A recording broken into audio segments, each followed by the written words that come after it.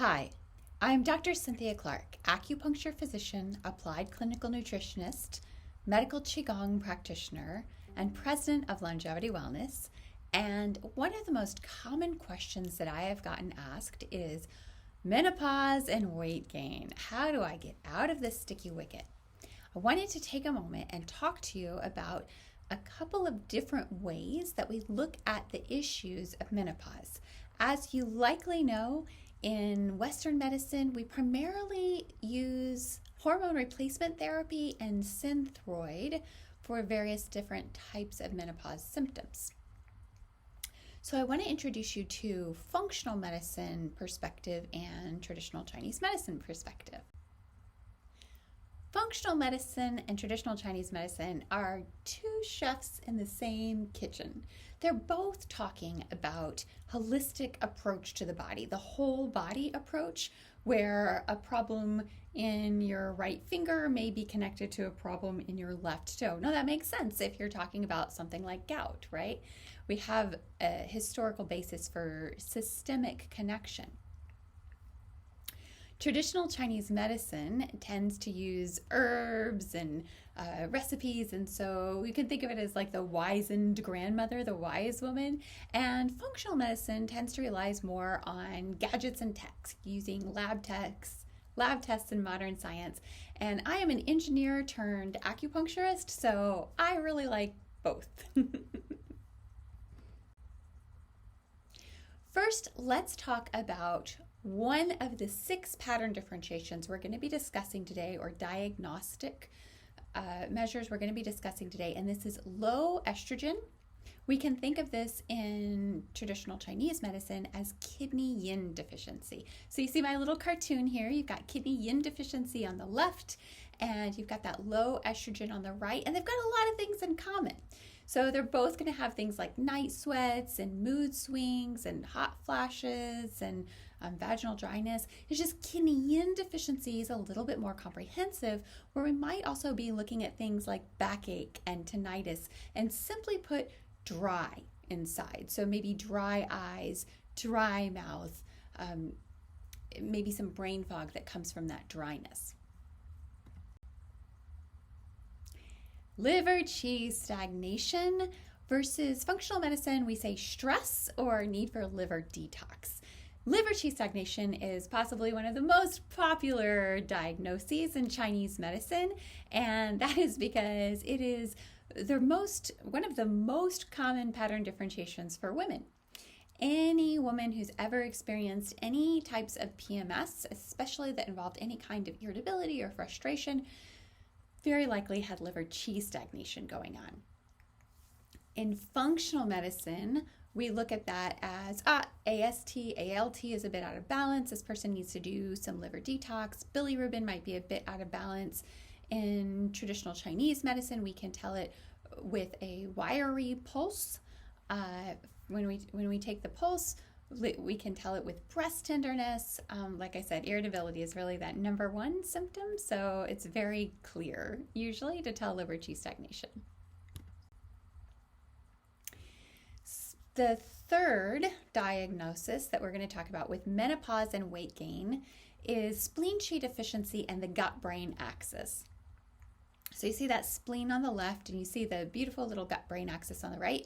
And this is a gut-brain axis. This is working awesomely. Everything is firing, it's sparkly and shiny, and it's working the way it's supposed to. If that's not working the way that it's supposed to, it might be because the body's ability to transform its food into nutrients may be depleted, and that's where we come into a diagnosis like spleen qi deficiency. But we're not just going to be talking about things like brain fog and mood imbalances, and of course digestive disorders. We're also going to be talking about things like a difficulty holding, so prolapse of the organs would be attributed to spleen qi deficiency, and easy bruising would be attributed to spleen qi deficiency. By the way, in Chinese medicine, the pancreas is on the spleen meridian, and so we can see why it is such a powerhouse in digestive function is because it's got the spleen, which is involved in all of these immune and blood strengthening functions and the pancreas.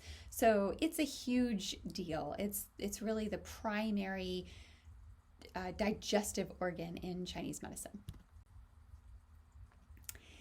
Kidney yang deficiency and thyroid adrenal deficiency. So hopefully you're getting the message that the functional medicine differentiations of the thyroid adrenal deficiency are a little bit smaller subset of the bigger Chinese medicine differentiation. Here, when we're talking about thyroid and adrenal disorder, my face is a little bit over the thyroid and the adrenal.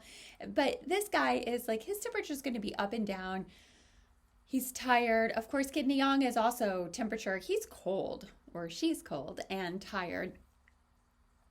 But kidney yang deficiency is going to be a little bit more comprehensive. It is going to be, this person may really struggle for just getting it. Their get up and go has gotten up and left. They're really depleted. Their lab work might be all over the place, and they may have pretty significant reproductive system disorders. Next on the list is blood stasis and circulation in oxidative stress. So Chinese medicine, blood stasis is one of the most popular diagnosis for all issues of aging. Basically, things just slow down and don't move as well. And that happens in part from a sedentary lifestyle, and it happens in part from the aging process. So one of the best things that you can do as you age is to continue to move, not to be too sedentary, because the body is going to have a natural tendency to slow down and stop right now, and making sure that you continue moving is going to help keep that macrocirculation and microcirculation moving properly. And when we talk about circulation and oxidative stress from a functional medicine perspective, we're talking about it in a perspective that can affect the organs, and it can affect the blood flow to the brain. So we're really talking about big picture stuff here. Blood stasis is well treated with Chinese medicine herbs and with antioxidant herbs. Phlegm, damp, and insulin resistance. I know this picture is a little bit gross. So phlegm and dampness is this concept of like the interstices of the cells are like swollen, and because of that, the communication between the cells isn't happening very well. So in functional medicine, we talk about things like insulin resistance and a need to really cut the sugars, especially processed sugars, and also dairy. Dairy is a very damp food.